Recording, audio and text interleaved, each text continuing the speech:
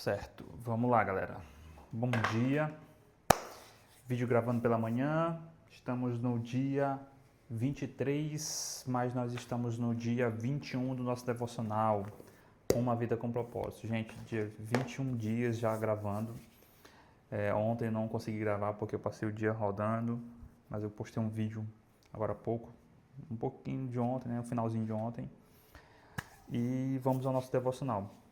Aprendi muitas coisas ontem, tenho entendido que Deus tem guiado cada ponto. Ontem foi um fechamento de um ciclo e hoje um começo de um novo ciclo. Mas hoje é só uma sexta-feira, normal como qualquer outra. E eu não sei o que Deus vai fazer, não sei o que eu vou aprender ainda hoje, mas eu creio que Deus está fazendo coisas parceladas na minha vida. E isso é bem interessante porque isso treina a paciência, isso treina o meu caráter, e isso me faz me sentir menos orgulhoso, menos egoísta e menos soberbo, o mais importante disso. Gente, vamos lá para o dia 21, protegendo a sua igreja. Gente, a maioria desses assuntos que envolvem comunhão são um pouquinho mais complicados porque eu ainda não tenho domínio sobre alguns desses assuntos. Então eu vou falar sempre daquilo que eu já vivi como igreja, que eu tento viver como igreja, entendeu? Então a gente vai ser bem rápido, bem sucinto, eu não vou ficar me alongando em muitas coisas. É aquilo que Deus falar no meu coração e falar no seu coração aqui, a gente vai caminhar. Então a gente vai caminhar baseado naquilo que já está aqui no livro e no decorrer desse vídeo a gente vai destrinchando algumas coisas. Então vamos lá. Deus deseja unidade, não uniformidade.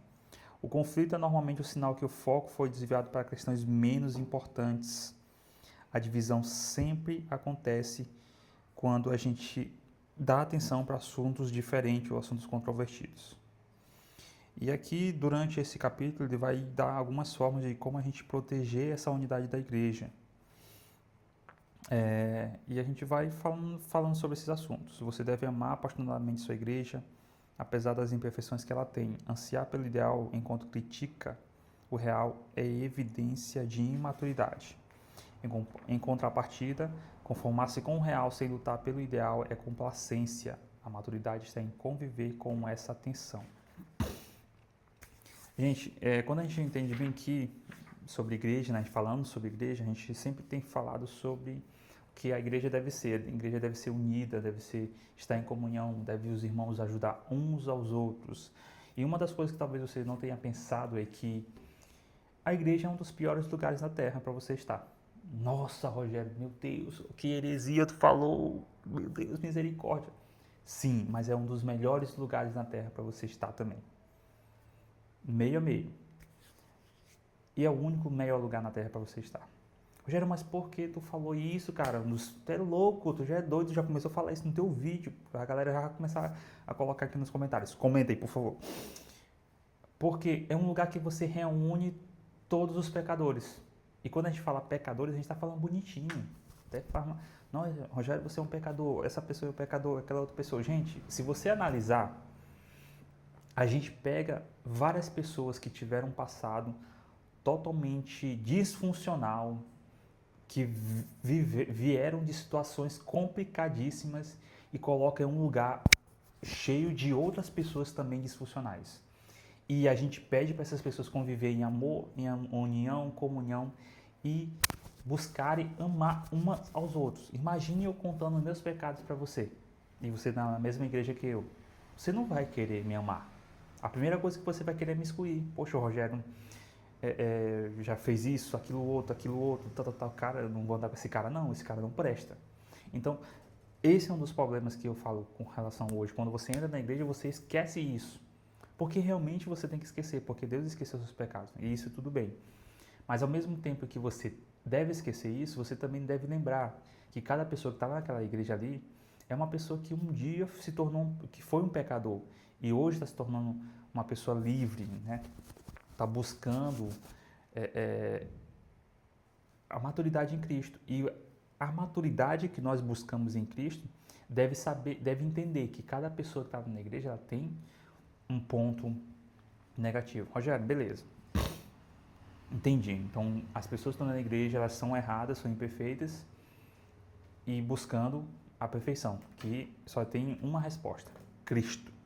Gente, a perfeição, a maturidade sempre aponta para Cristo. Então, toda vez que você olhar uma pessoa na igreja, você tem que lembrar duas coisas. Primeiro, ela está em Cristo, e segundo, ela teve um período em que ela errou, que ela foi imperfeita, e que até hoje ela ainda tem esses traços de imperfeição, mas isso não quer dizer que a partir desse momento que ela se converter, ela vai ser uma pessoa perfeita. Não, ela vai crescer todos os dias. Ela ainda vai ter maus hábitos, ela ainda vai ter defeitos e qualidades que ela precisa moldar com o tempo. E só quem molda isso é Jesus, através da palavra, através do ensino, através da comunhão com outros irmãos. Então a gente tem que parar de achar que as outras pessoas são perfeitas e a gente tentar achar que a gente pode mudar elas. Não é assim que funciona. Então, ter maturidade é justamente entender que existem pessoas defeituosas que estão buscando a Cristo e que a gente não pode mudar elas. E aprender a conviver com isso ajuda muito. Sejam pacientes uns com os outros, fazendo concessões nas faltas uns dos outros, por causa do amor que há entre vocês. As pessoas ficam desiludidas com a igreja local por muitas razões compreensíveis. A lista pode ser bastante longa: conflitos, mágoa, hipocrisia, negligência, mesquinharia, legalismo e outros pecados. Em vez de ficarmos abalados, surpresos, devemos recordar que a igreja é constituída de pecadores de verdade, entre os quais nos incluímos. Por sermos pecadores, magoamos uns aos outros, às vezes intencionalmente, às vezes sem querer. Mas em vez de deixar a igreja, precisamos ficar ali e tentar alguma forma de solucionar o que for possível. A reconciliação não é evasão. É a estrada para um caráter mais forte e para uma comunhão mais profunda. Divorciar-se da igreja ao primeiro sinal de decepção ou desilusão indica imaturidade. Se você é uma pessoa que está buscando a Cristo, mas tem imaturidade em entender isso aqui como igreja, que você deve buscar uma solução, que você deve se encaixar, eu tenho uma péssima notícia para você. Não importa qual igreja que você for na face da terra, a mais doida, que aceite todos os defeitos, até mesmo essa igreja, você vai se decepcionar com ela. Não importa qual seja a igreja que você for, que professa o nome de Jesus, que professa que Deus é o único Deus, não importa na face da terra, para onde você for, você vai ser decepcionado e você vai querer sair. Então, se você sair dessa igreja hoje que você está e ir para outra, possivelmente você vai enfrentar a mesma coisa, mais uma decepção, talvez em outra área, talvez com outras pessoas, talvez com outros problemas. Então, isso vai indicar mais que você é imaturo e que você nunca vai crescer. Eu me lembro que eu passei por várias igrejas, gente. Eu passei por várias igrejas e isso não foi por conta de... Eu nem lembro se era maturidade. Eu já não tinha maturidade porque eu era um adolescente jovem passando por várias igrejas. Então, não tinha uma direção específica. Eu nem conhecia Deus de fato. Eu estava frequentando igrejas.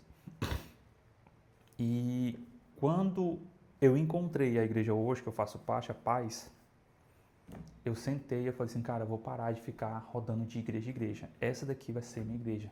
Todas as igrejas têm um defeito, e o defeito sou eu. Simples. Mas eu quero que essa daqui, pelo menos, ela tente me aceitar, tente manter a porta aberta para que eu entre.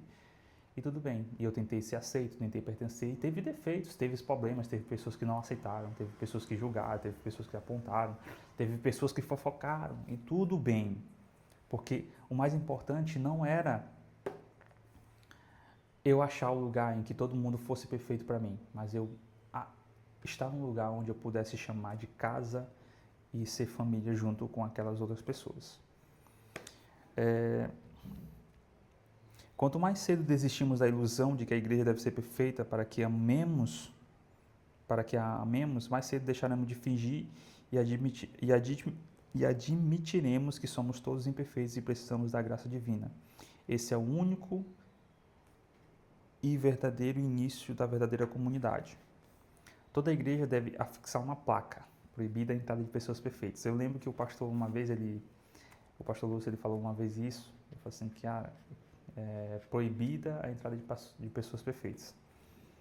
E o nosso mal como ovelha, né, como cristão, é achar que quando a pessoa entrar por aquela igreja, principalmente eu ou qualquer outra pessoa, talvez você que esteja me assistindo já há tem anos na igreja, você achar que a próxima pessoa que entrar na igreja agora vai ser perfeita. Não. Até o seu irmão que está do seu lado aí não é perfeito. E com certeza esse irmão ele vai te magoar.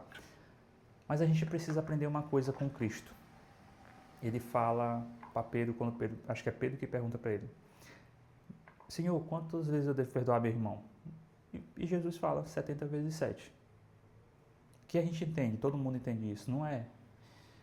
Quer dizer que, ó, pronto, eu já perdoei aqui 485 vezes, falta só mais 484. Ou perdoei 3 e falta 484. Vocês entenderam esse propósito.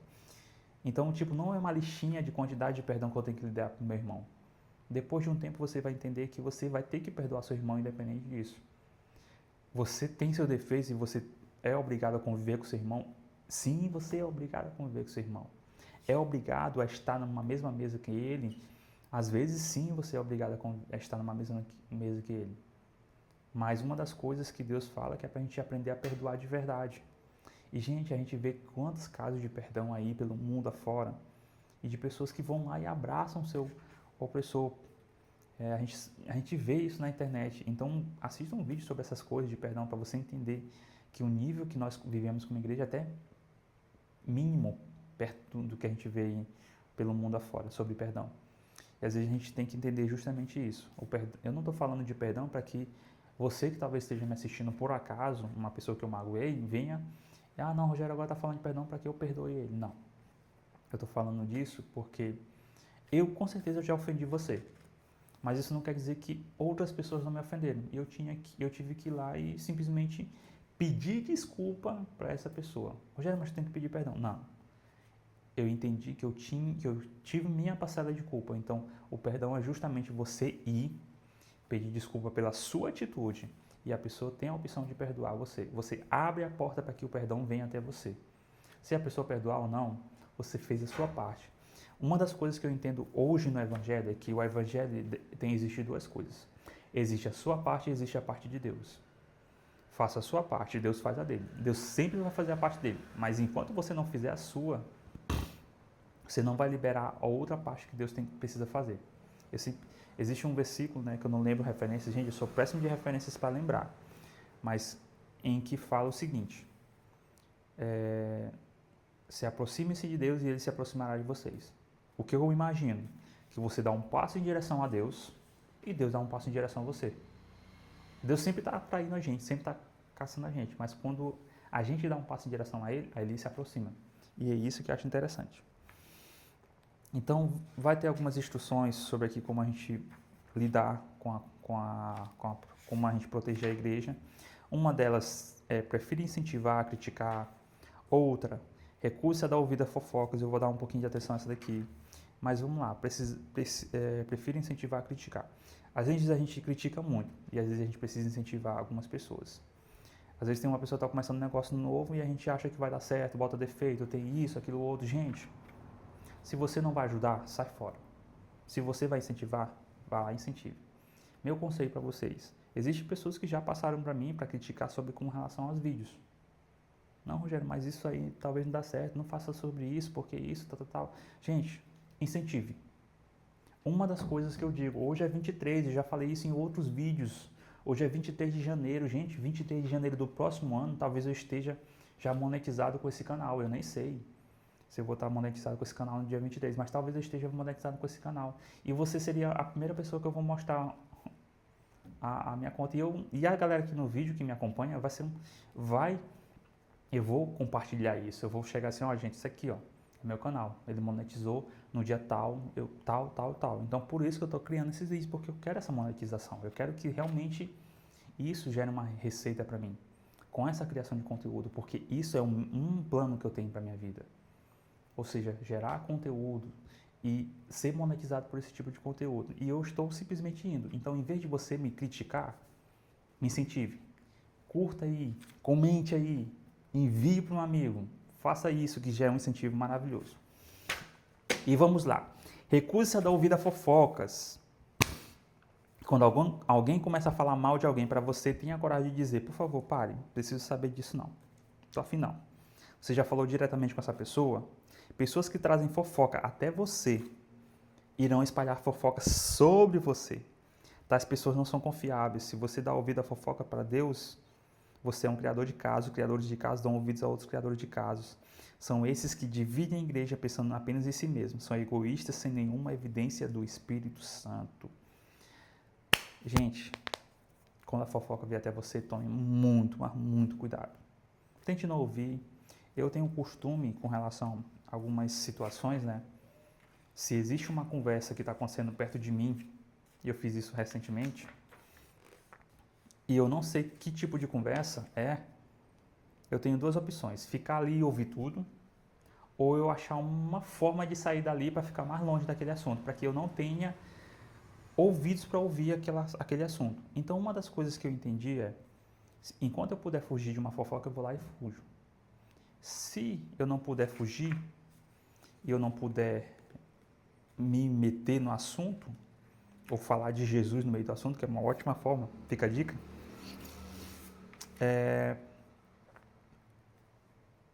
e eu vou até cortar essa minha fala bem aqui, porque tem uma coisa bem interessante. A boca fala do que está cheio o coração. Eu aprendi isso com uma amiga minha chamada Bianquinha, uma irmãzinha em Cristo, sensacional, muito usada por Deus. E uma vez eu perguntei para ela: Bianca, tu acha que eu sou chato, que eu falo muito? Ela não falou diretamente sim, mas eu sei que no fundo ela achou um pouquinho chato. Mas ela falou assim: Rogério, eu me incomodava um pouco, não lembro se foi dessa forma que ela falou, eu vou tentar falar do jeito que eu entendi. Mas ela disse uma coisa, que Deus tinha falado ao coração dela. E acho que foi a Sandra também que falou sobre isso para mim. Que a gente só fala daquilo que nós amamos. Aí eu me lembro que eu falava muito de olhos, mantenha os olhos fixos em Jesus, se alimente da palavra, tal. Cara, é olhos fixos em Jesus, é só olhar para Jesus, Jesus, Jesus, Jesus. Eu falava Jesus. E uma das coisas que eu aconselho você, quando estiver no meio de uma roda de fofoca, se Jesus não for a pessoa que você vai fofocar, fofoque. Tá bom, fofoque sobre Jesus. Isso é legal. Se você tiver que fofocar, fofoque sobre Jesus. Fale sobre Jesus, fale dele.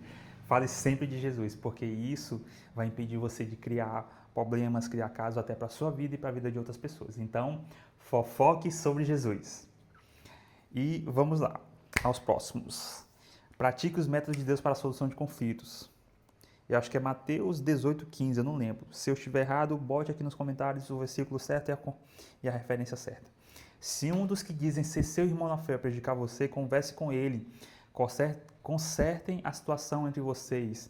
Se ele ouvir, você fez um amigo. Se não ouvir, tome uma das duas pessoas para que a presença de testemunhas torne o ato legítimo. E tente de novo. Se ainda assim ele não ouvir, leve o caso à igreja. Gente, é muito interessante porque essa orientação é bíblica. Ela faz o seguinte, ó, se tu tem um problema com teu irmão, chega com ele, tenta conversar com ele. Beleza. Se ele te ouvir, você ganhou. Show, beleza. Essa é a primeira instrução. Ele não te ouviu, chama dois parceiros.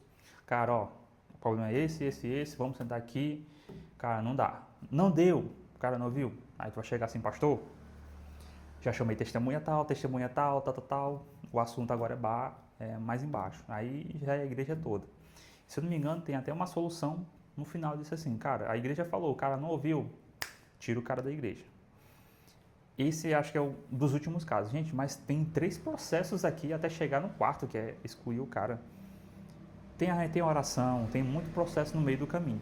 Então, mesmo assim, a gente consegue entender que existe uma maneira bíblica de você resolver conflitos entre pessoas. E acho interessante, uma das coisas que eu falei para um amigo ontem, eu falei assim, a opinião das pessoas não importa tanto. Não siga, não haja pela opinião das pessoas, haja pela palavra, daquilo que a palavra está te dizendo. A palavra ela te guia, a palavra vai te dizer o caminho. Uma das coisas também que é importante, e a gente vai finalizar com ela e com uma frase no final, que eu acho interessante: apoie seu pastor e os outros líderes. Uma das maneiras de a gente evitar conflitos é a gente apoiando os nossos líderes. Rogério, mas eu não concordo com o que o meu líder está fazendo. Gente, eu costumo falar o seguinte: nós cristãos, a gente tem um costume muito errado. Eu falo nós cristãos. Sim, Rogério, eu já fiz isso também e você também já fez isso. Existe uma pessoa que é colocada sob autoridade lá em cima, seja lá quem for. Você já entendeu o que eu falei. Não estou defendendo nenhum grupo. Mas a gente, como cristão, a gente falha em um ponto. A gente quer que a nossa opinião fale mais alto que a própria palavra de Deus. O que a palavra de Deus fala sobre exatamente esse assunto, sobre aquela autoridade que foi constituída lá. O que a palavra de Deus fala disso? Então honre o que a palavra de Deus fala. Honre o que a palavra de Deus fala sobre os seus líderes. Não tem a ver com você concordar ou não com o que os seus líderes estão planejando. Muitas vezes a obediência, e eu falo isso por uma experiência que eu vivenciei esses tempos agora, foi sensacional. Às vezes a gente quer tomar decisões pela nossa força, pelo nosso braço, pelo que a gente acha, pelo que a gente pensa. A gente ora e a gente já quer tomar decisão. Eu me lembro, eu estava comentando com o Eduardo ontem, eu falei, meu amigo, eu passei 6 meses, baixando a cabeça para uma decisão. Depois de 6 meses essa decisão veio. E não foi eu que tomei, a decisão veio até mim. Não da maneira que eu imaginei que viria, mas veio até mim da maneira certa. Por quê? Porque eu decidi calar minha boquinha, obedecer e apoiar aquilo que eu acreditei. Ou seja, independente de que for, apoie, honre, ame e invista seu tempo nos seus líderes, pastores, pessoas que têm autoridade espiritual sobre a sua vida, porque Deus colocou eles ali para cuidar de você. E vamos terminar com essa frase. A verdade é que todo mundo precisa e quer ser amado. E quando alguém encontra uma igreja cujos membros verdadeiros amam uns aos outros e se importam uns com os outros, somente portas trancadas poderiam mantê-los do lado de fora. Gente, todo mundo quer e todo mundo precisa ser amado. E se você for analisar a Bíblia de cabo a rabo, de capa a capa, versículo por versículo, estudar ela, você vai entender uma coisa. Tudo consiste em amar. E amar simboliza que você conhece a Deus. Então, eu finalizo esse meu dia de devocional. Espero que tenha abençoado a sua vida. Gente, estou de volta. Espero que eu consiga gravar o livro. Eu estou nesse desafio de gravar o livro devocional. Ainda não consegui. Ainda não tive mais ideias constantes. Mas, se Deus quiser, eu vou conseguir gravar não só devocional, mas os vídeos ao ar livre, que acredito que você tenha uma visão de cenário muito melhor. O meu cenário eu deixei ele um pouco mais de fora porque eu comecei a gravar mais em pé. Eu me sinto mais à vontade gravando em pé do que sentado. E é isso. Uma vida com propósito e até o próximo vídeo.